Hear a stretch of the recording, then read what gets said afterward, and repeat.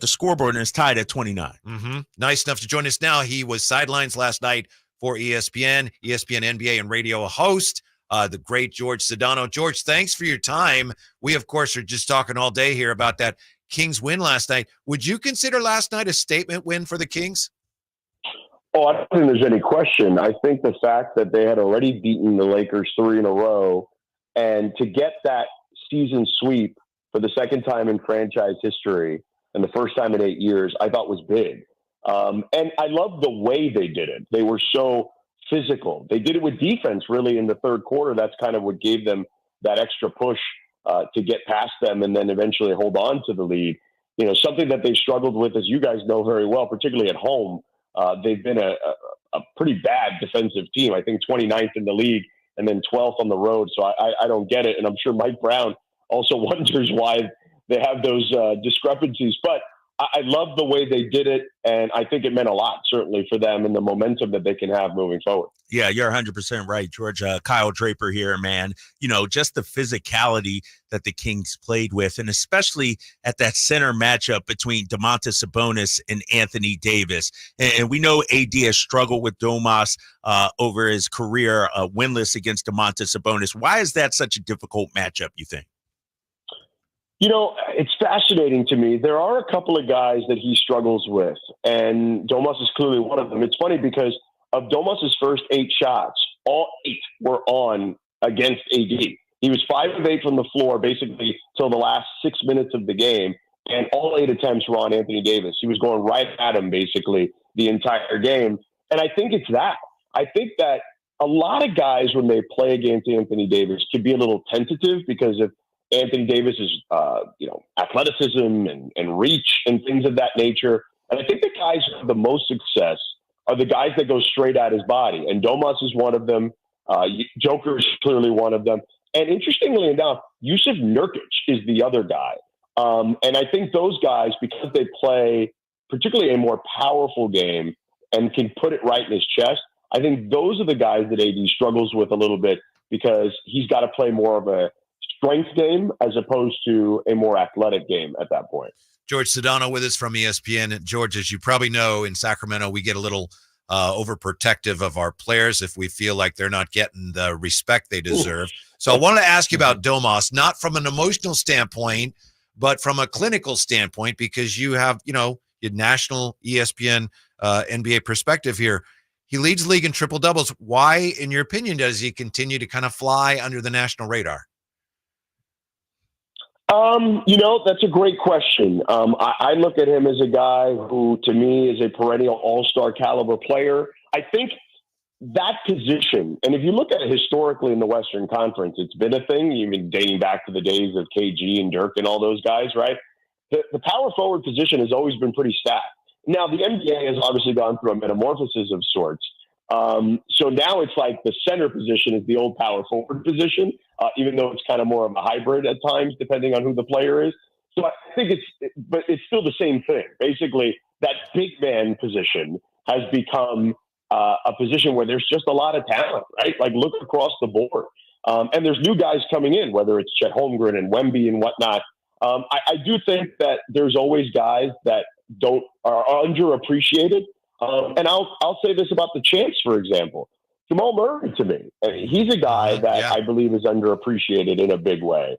And I think that drives him and motivates him. And I think that whether it's Fox, who gets a little bit of that, he's slightly underappreciated, I think, as well, around league circles. And Domas, I think those guys can use that as motivation. Although with Domas, he's just such a nice guy, like off the court. I don't know if any of that stuff really bothers him. He's just a guy that has been dealing with being kind of, dealing with, I guess, living up to expectations for a really long time, whether it was his dad, even his brothers. Like he's the youngest of his brothers.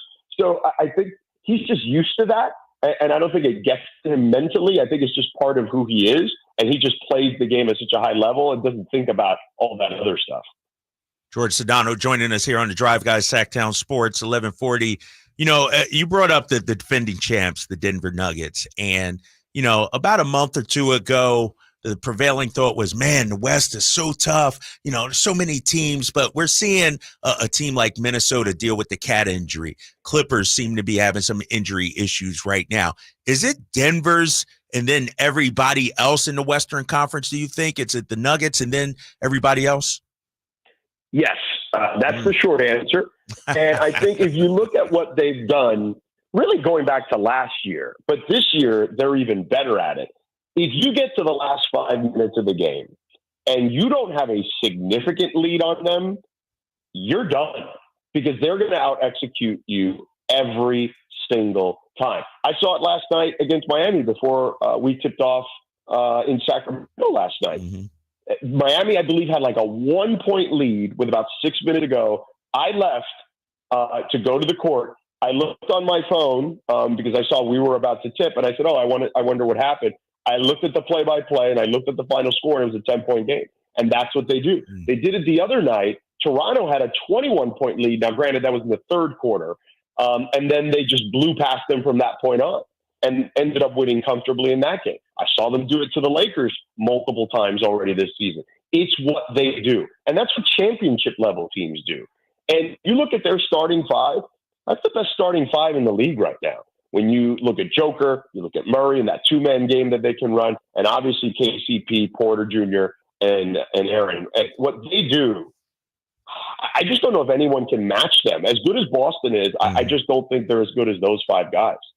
George Sedano with us. And George, you made this point earlier, the last couple of nights, the Kings have had more of a defensive presence than we've seen for much of the year. That said, what would you describe as the identity of the Kings right now, and how would you expect that identity to play in the postseason?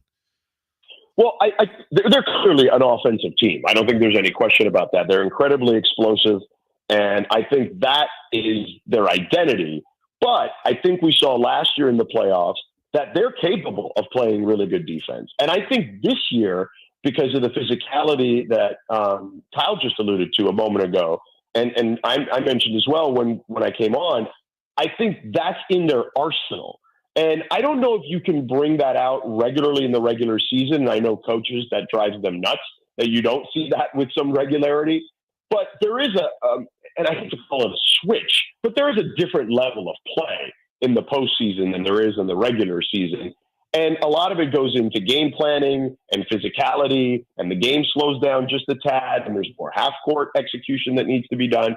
And I think they're better suited, having gone through the experience that they went through last year. They certainly surprised me last year at times defensively in that series against Golden State. And now I've seen it in bursts for this team this year in the regular season. So I expect that to be a consistent thing for them in the postseason. So I think they're a dangerous team. Look, if they can get out of the play-in area, depending on the matchup, if you could just avoid Denver, and I would say this about almost any team in the West, if you can avoid Denver, I wouldn't be surprised if you found yourself in the conference finals. Ooh. Wow, you said conference. You didn't say win around. George, you didn't say win around. You said conference finals. Repeat that, please. Yeah, no, and by the way, again, I would say that about a number of teams in the West. But again, if you can avoid Denver to the end, I can make the case for you guys. I can make the case for OKC. I can make the case for Phoenix, the Lakers. I can make the case for a number of teams that they could get to the conference finals. I just don't know if anybody can beat Denver, but I can make that case, and I think that you guys are in that category. If the Kings aren't going to make it to the Western Conference, if they aren't going to win a round, is it their defense that'll ultimately come back to bite them, you think? You'd think so, because, again, it's just the way we've seen it this season, it's kind of an on and off switch, right? We've seen it on the road. We've seen it less at home by a wider margin, although yesterday, obviously, was a good sign. So, yeah, but if they defend with the way they play offense, man, come on.